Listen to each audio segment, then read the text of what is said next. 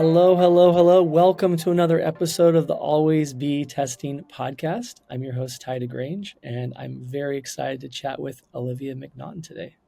What's up, Olivia? Hi. Thank you so much for having me. I'm really excited to chat. Absolutely. It's been a long time in the making. We're thrilled to dive into the world of influencer marketing. Uh, Yeah. Olivia McNaughton is awesome. She's the director of product marketing at Grin, one of the leading influencer marketing platforms. Olivia, why don't you give us a little background on Grin? Yeah. So, in the world of influencer marketing, as you mentioned, and influencer marketing, creator marketing, it really is the fastest growing and most impactful marketing discipline in the world at the moment. We're seeing it everywhere, and it's how the best brands have really risen and emerged as household names. So, if you think of brands like Skims or Warby Parker and Allbirds, all of them are leveraging influencer marketing, and Grin is the software platform behind that. So, we help marketers to basically discover creators, to partner with them, to track their content, to send products to them, and even pay them and manage the contracts. So from setting up, an affiliate program all the way through to collaborating with celebrities and everything in between, we help marketers to really leverage the power of influential people with, a community, with a following, to drive awareness and growth of their brand, their products, and their services. I love it. I love it. It's near and dear to my heart because this is an area that we are super focused on. We're super invested. There's so many data points pointing to the importance and value of creator. I joke with Yeah. people that influencer is the new oil. There's all of these changes happening in AI that are hurting search traffic. There's some very prominent marketers raising their hands and very, very prominent thinkers in tech saying the creator is really dominating in so many ways, and so it's kind of exciting to be part of this and excited to talk to you today about it. Yeah, I mean, it's so much fun to be a part of an industry that really is just expanding and exploding. It's a lot of fun. Yeah, absolutely. So what influencers have influenced you the most? Yeah. So I mean there's a lot that I will just buy products from, online, but I would say someone who's really influenced me is Stephen Bartlett. He is uber successful. He is a four times founder. He's an author, but probably he would be most commonly known as being the podcast host of A Diary of a CEO. Have you ever listened to any of his podcasts? No, but I'm gonna add him to my list now, apparently. Add him to your list. It is such a good podcast. Absolutely love it. So, beyond the obvious reasons, the biggest reason that he has inspired me is because the first ever podcast episode that he did was just a complete experiment. He didn't imagine it would become a multi episode thing, let alone hundreds and hundreds of episodes. But he just kind of gave it a go and now is interviewing some of the most influential, interesting people in the world, covering all manner of topics. I think, he really started in the business space, but now he talks about wellness and health and everything, every topic. And for me, the reason why he's like inspirational is because it's just such a good reminder to start.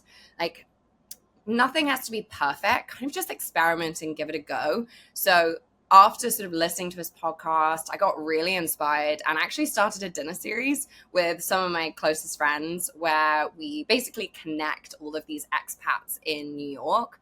And the first one was a total experiment. It was like a let's see if there's an appetite. We had no idea if anyone would come. Would they have fun? Would they want to come again? But it's just been such a hit, and we're planning our fourth. And now we're having venues and artists and authors like reach out to host with us. So he really influenced me there because it's just one of those things. If you have an idea, just try it. It doesn't have to be perfect. And I can be a bit of a perfectionist, and I need everything planned out. So it was a good influence for me just to sort of like run an experiment, an MVP Yeah, if you must, and just get going and see how it lands. I love it. In the true spirit of the pod, always be testing. Exactly. Yeah, Exactly. Just test, experiment, and yeah, go from there. I love that.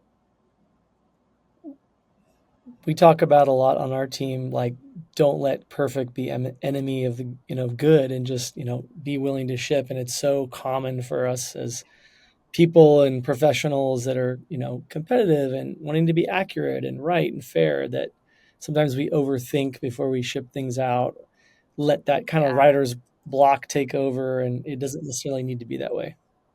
Exactly. Like, don't take a year to do something, just sort of try it and then you can finesse and perfect it. And that's something that, especially in the world of product, we do all the time, with alphas and betas. You roll out a product, you see if customers like it, and then, you can iterate from there and improve it. So, yeah, that's why I love him. He's great, great podcast too.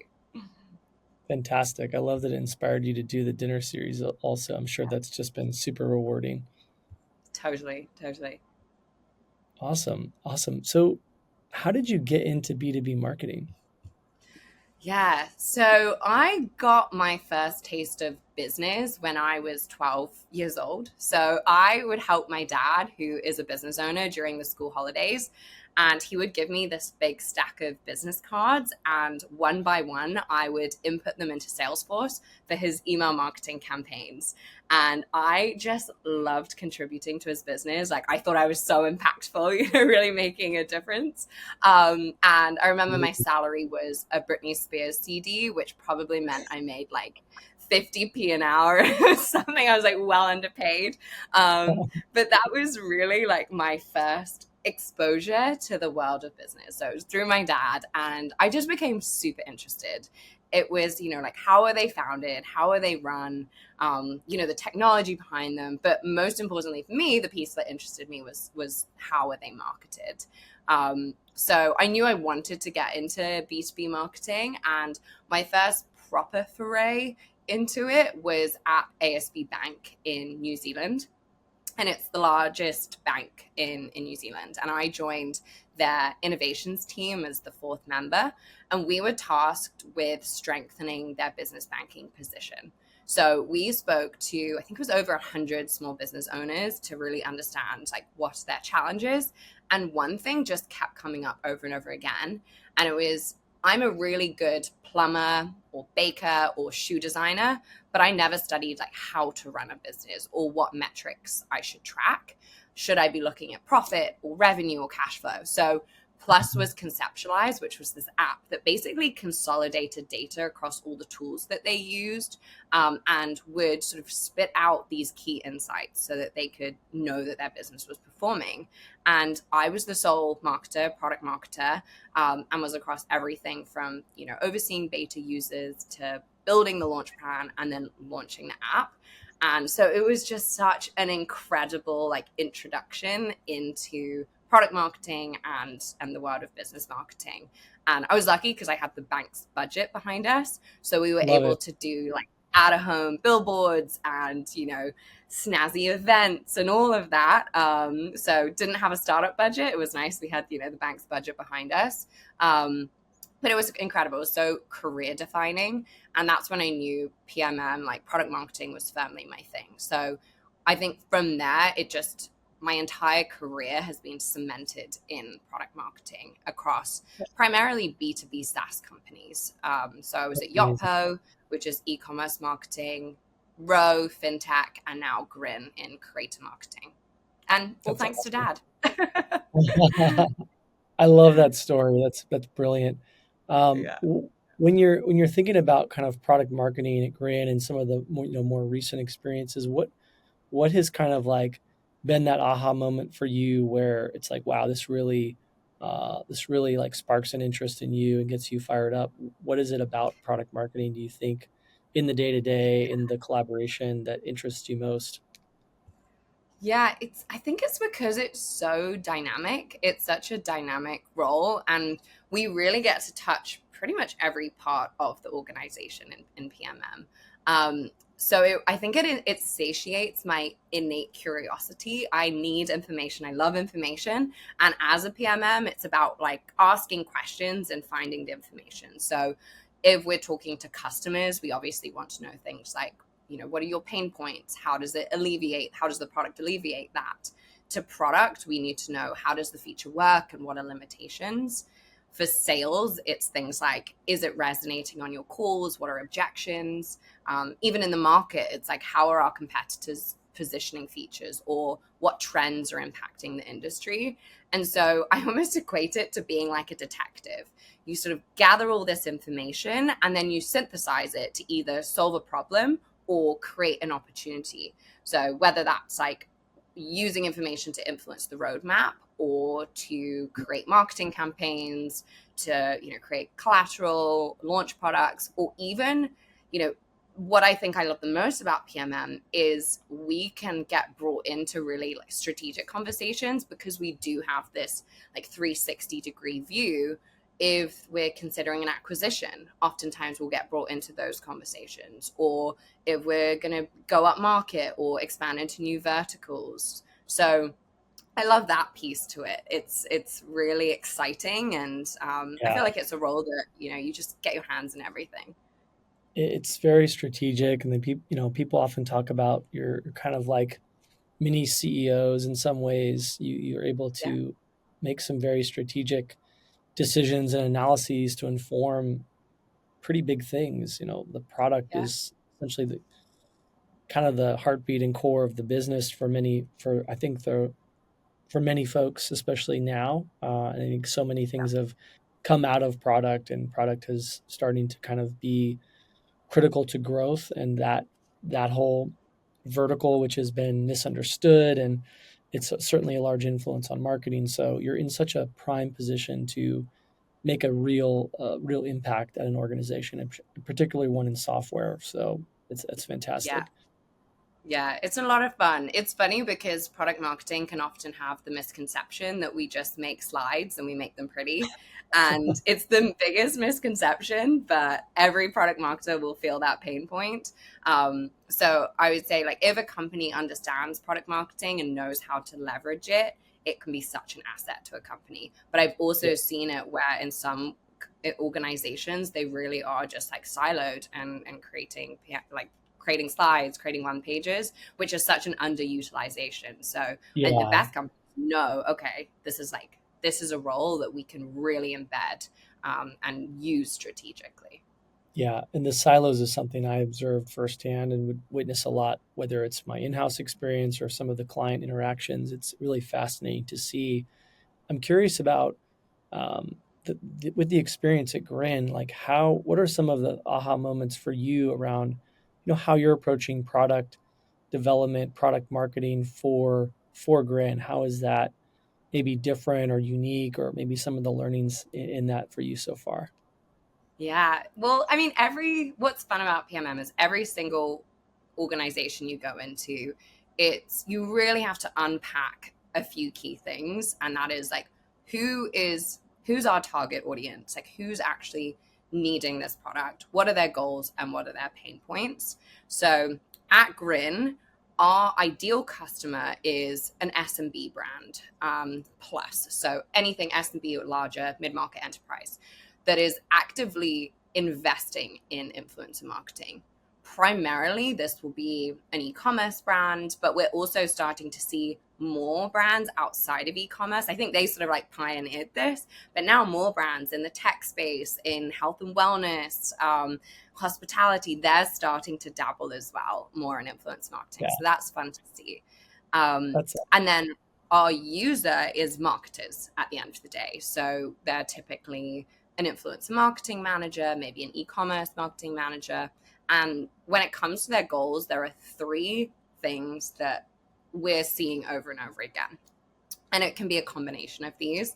So they either want to increase brand awareness, they want to drive conversions, drive, purchases of the product or service, or generate content. Sometimes they'll come to us and they just want to use Grin to generate like UGC content, but sometimes they'll want content and conversions or content and awareness. So really a combination of those three. So when it comes to our product marketing and how we're really thinking about it, it's okay, we know their goals, three goals.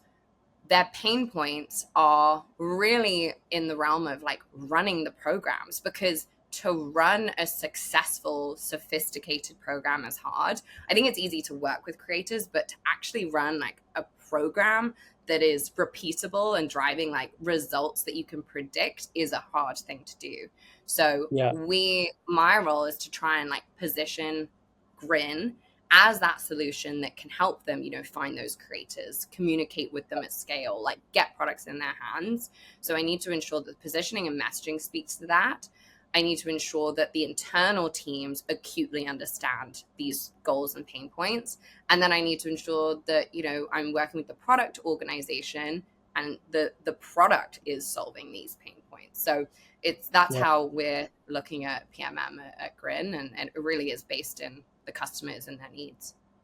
Yeah. That's fantastic. How do you think about kind of balancing the needs of those in the ICP, that ideal customer, and then that like real power user that it's coming in and very vocal and asking for certain features? Like, I'm sure you've had conversations like that as a PMM in your career, and like curious to know how you kind of prioritize and help inform that product roadmap. Obviously, PMs are doing that a lot, but how do you kind of navigate those conversations as it relates to the marketing side of product? Yeah, it's such a good question because oftentimes, you'll have certain customers that are super vocal, that are demanding certain features. And I've seen in organizations before where you will invest so much into developing the products for one or two customers.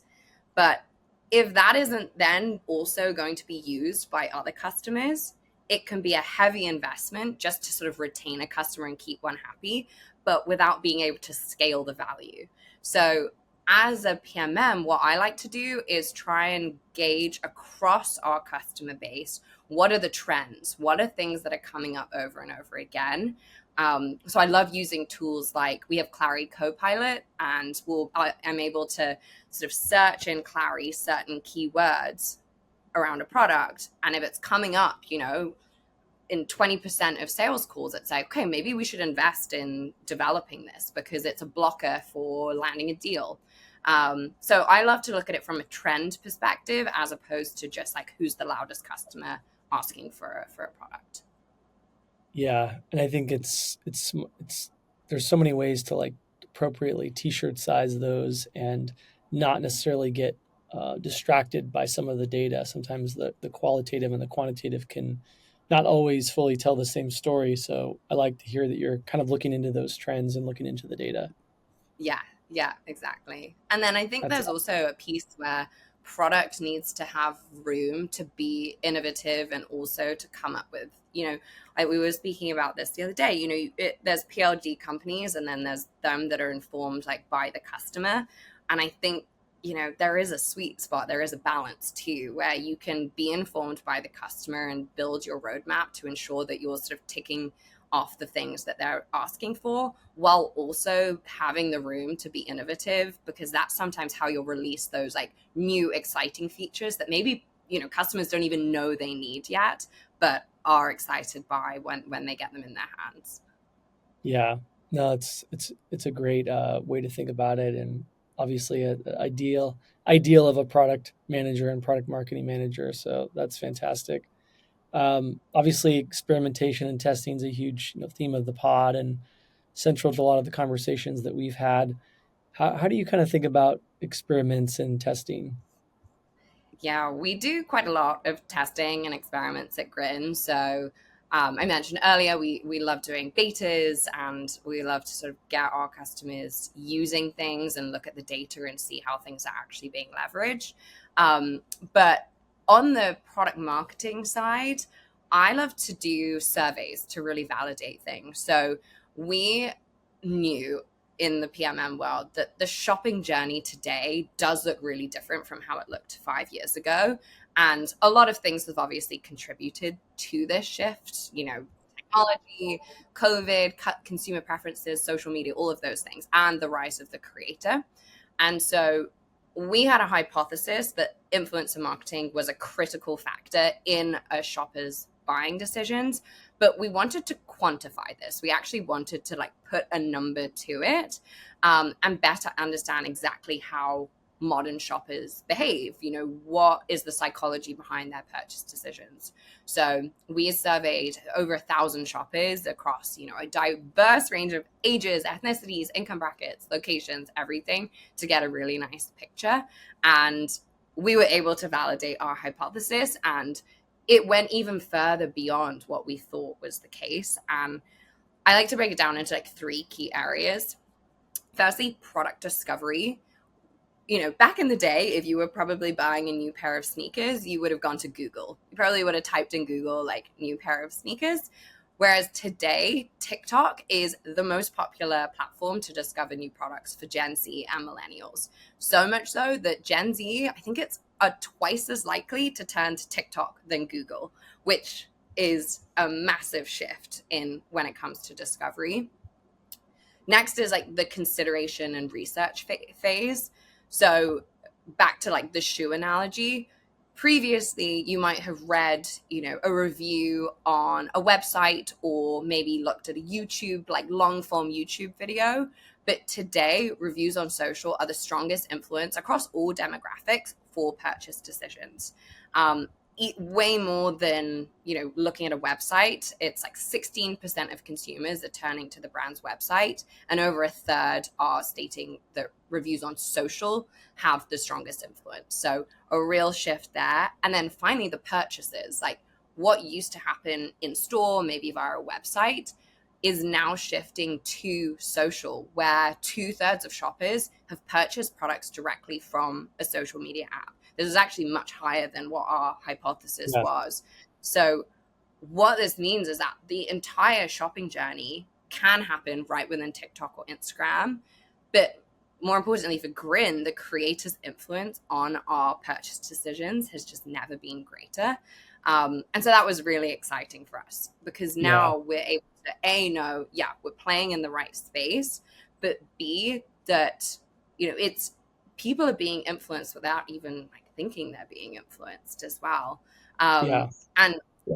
I think it stems from like wanting to see products or services in action. Yeah. If you think about like seeing a shoe on a background versus seeing a shoe being styled like three different ways, Yeah. that's so much more interesting, and you can really picture yourself wearing those shoes. So yeah, we ran that survey and Yeah. got so much great data on it, and we try and do that a lot with validating our hypotheses here at Grid. I love it. It's a fascinating concept because it's really a huge central thesis for us. I mean, we've you see it, we see it in the data. Influencers, celebrities, spokespeople, word of mouth influencers, existing customer influencer, that's not a new thing. That's been around for forever, right? To some extent. And I think, in particular, recently, with the rise of social networks, with walled gardens, a lot of the privacy things around paid, a lot of the restrictions, a lot of the popularity and engagement of those platforms, the gamification, the addictiveness, the Gen Z makeup. There's so many factors that are going into this, but it's really interesting to see how much creators are leaned on by consumers and are trusted by Yeah, consumers to, and it doesn't necessarily have to be Kim Kardashian. It could be your friend in the neighborhood next to you that you follow who maybe lives a certain lifestyle that you appreciate, or you are genuinely friends with them in your close friend group and you communicate every day. Um, yeah, I think it's really fascinating. I think brands have kind of, I think that they need to, we talk about this a lot, right? Like they're kind of relinquishing control a little bit and letting third parties kind of share their story, right? And I think the brands that are winning are truly doing that, because a lot of brands haven't exactly engendered trust with consumers in the good, the bad, the ugly. It's like, it's sometimes some of it's within their control, some of it's not. But yeah. regardless, they need to really tap into the power of the creator and the influencer in order to win. It's so true. It used to be what you said as a brand. It was like, okay, this is our marketing, this is our Yep. builder, here's our messaging. And now it's like they have to allow creators, customers, whoever to talk about their brand. And it's actually that is the louder voice now. It's like, what is everyone else saying about your brand? less Yeah, so. Consumers care much less about what the brand is saying. It's what is other people saying about the brand. So yeah, I think it's scary for some marketers to release that control and allow creators to run with it. But the ones that we see doing the best are the ones that actually don't dictate to their creators to say this exact thing. It's like, no, do it in your format. You know your audience best. You know what's going to resonate with them. So let them speak to your brand in the way that they feel is authentic. absolutely. Yeah, that's the magic word right now. Everyone's chasing that authenticity, right? Yeah, yeah, yes. Definitely a bit of a buzzword, but it is true. It really matters. Yeah, well said. Speaking of what really matters, what are some of the Grin customer outcomes that you have seen in the data that you're most proud of? Oh, there's so many. There's so many exciting use cases and like success stories, but I think the one that I really like is actually Uber's success story with us because I mean Uber is a massive company, as you know, Mhm. but it shows how efficient you can be because Uber had one person, a guy called Phil Rosario, who was the global social media lead at Uber. And he single handedly built out their TikTok strategy from the ground up. And in just a year, he had this thriving TikTok community with like almost 1 million followers, 35 million views and counting. And now they're over 1 million followers. So it's such a an interesting use case, I think, because I Mhm. think of Uber as just being massive. And yet there was this one guy, Phil, just building that TikTok strategy from the ground up. And it's been such a success. So yeah, I That's love, awesome. I love that success story. I think it's a really nice one. Well, it's fun when individuals, it's kind of like the same analogy as the creator. People are starting to really want to hear from individuals more so than companies. And it's kind of funny that if you look behind the curtain of a large, powerful tech company, one individual, kind of took it upon themselves to like figure it out and build it out, and Yeah. obviously have help along the way. But it's fun to see that it kind of humanizes our ecosystem a little bit. Definitely does. And it is, I love seeing how the role of the influencer marketing manager is really growing within an organization too, and how, they're getting looped into so many more conversations, their budgets are increasing because as Yeah, the value of influencer marketing is increasing and as it's being really perceived as this valuable channel, our users, like those sort of the roles are getting more and more sought after and are really yeah, getting more exciting. So I love seeing that shift for yeah, folk in the world. yeah. I also kind of feel like it's a little bit of the core of the spirit of affiliate. Like there's something about affiliate marketing that has this like individual innovator, small business owner, like innovator that wants to co and create. And it's almost like a democratization of performance marketing, right? Where like you get to spend some of that budget on, an influencer with 2,500 followers and really good engagement. That's a customer. And you're Yeah. not just pumping your money into Google or LinkedIn or Meta. Obviously, Meta's getting their cut and TikTok's getting their cut for sure, and the brand's building and making money off of that. But I think there's something nice to see that those dollars be spread around. I agree. And it's funny because seeing how different dollar amounts and different creator sizes and different, creator types or niches are performing. I mean, always be testing. I mean, as an influencer marketing manager, you always have to be testing and really seeing what's Yeah, sticking and what's landing. So, such a fun creative role with a ton of experimentation. absolutely, absolutely. And kind of thinking about the human aspect of it, kind of shifting into more of your story with your career. What has been kind of like the big inspirations for you? Has there been, mentors or heroes or coaches or folks that have been really instrumental in your career development and your career path? Yeah, I've had a few. I am very lucky to. Well, firstly, I'm from New Zealand, as you know, and New Zealand has some incredible, incredible people. So, one of my biggest mentors or inspirations is a woman called Linda Jenkins. She was the first CEO founder to list a company on the NASDAQ. She's been listed as, the most influential businesswoman, as, world-class New Zealander of the Year. In other words, she's just a total badass. And when I was moving to New York, I remember stalking her LinkedIn, and her LinkedIn bio said Kiwi women making a difference in the world. And as I was just about to like set out into the world, I was like, I have to speak to Linda. So I actually reached out to her on LinkedIn, and despite her being insanely busy, she took the time, I think it was on a Sunday, to talk with me. And the number one thing that she really emphasized was to prioritize my network when I moved here.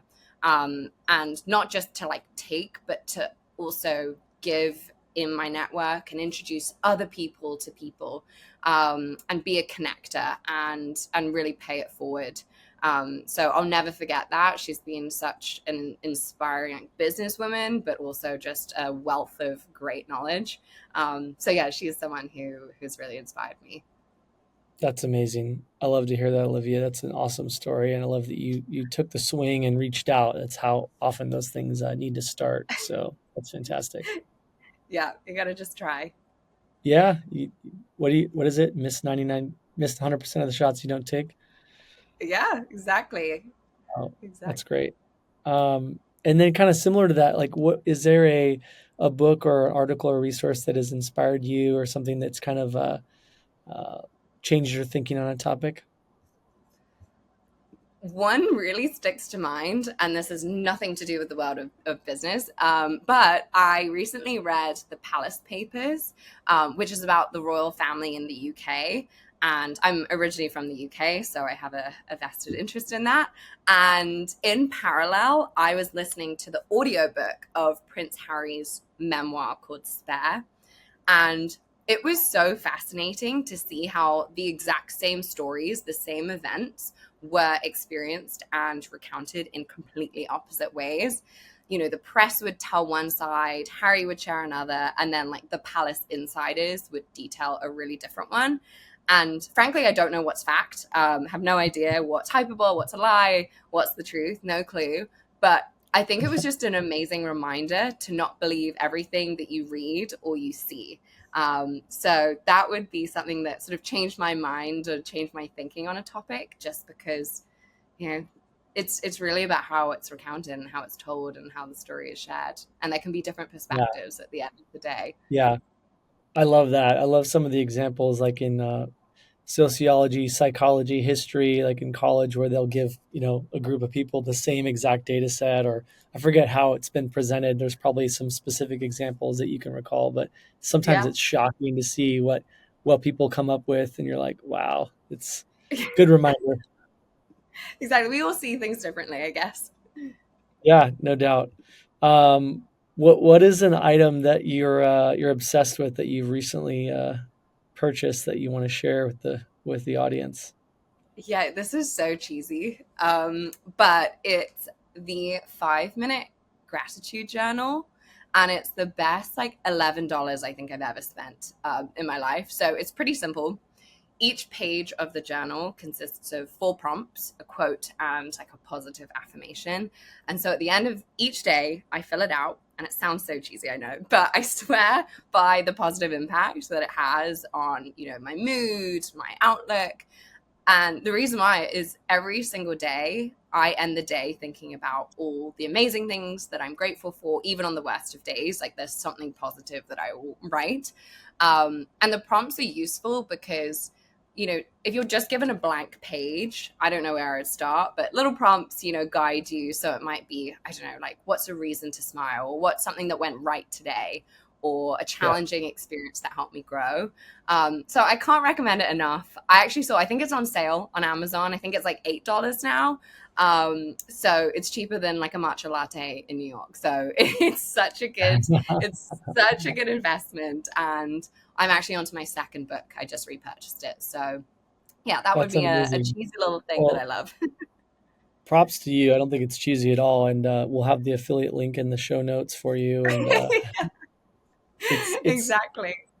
I literally think it took me a while to kind of get into like the practice of gratitude, and it's like it sounds so simple and not that shocking, but it's like so valuable, and it like genuinely makes you scientifically happier, and it's just good practice as a human to like appreciate what all the blessings and positive things in your life that you have. It's great. Exactly. And it's phenomenal. If I'm not doing it, I can feel the difference. It really is Yeah, like an acute difference. So yeah, yeah. it's a great book. Highly recommend. And what else is something that you might find interesting or want to share with the audience that maybe folks don't know about you? Oh gosh. I these questions are always so hard.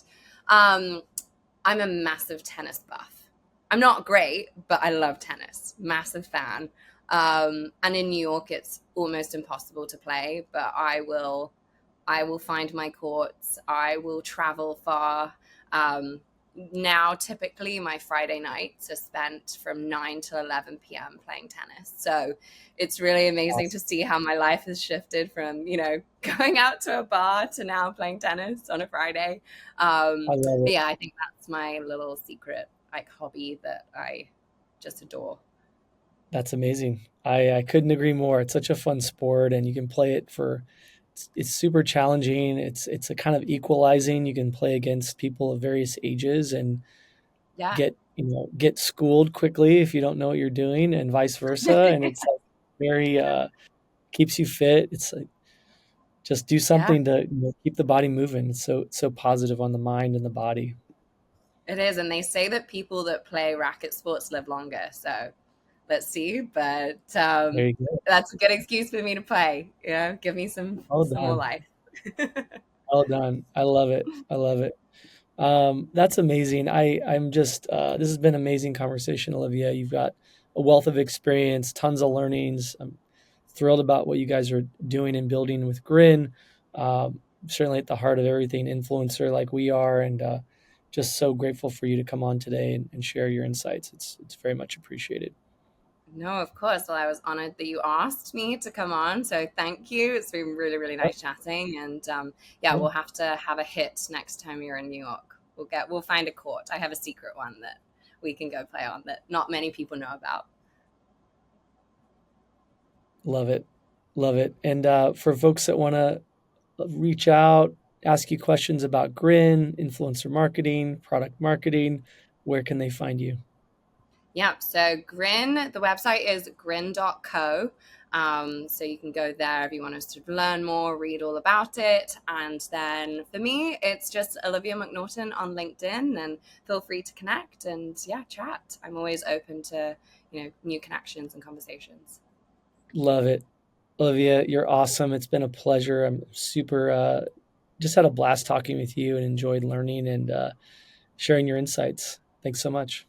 No, thank you. All right, well, have a good day. Take care. See you. Bye. Bye.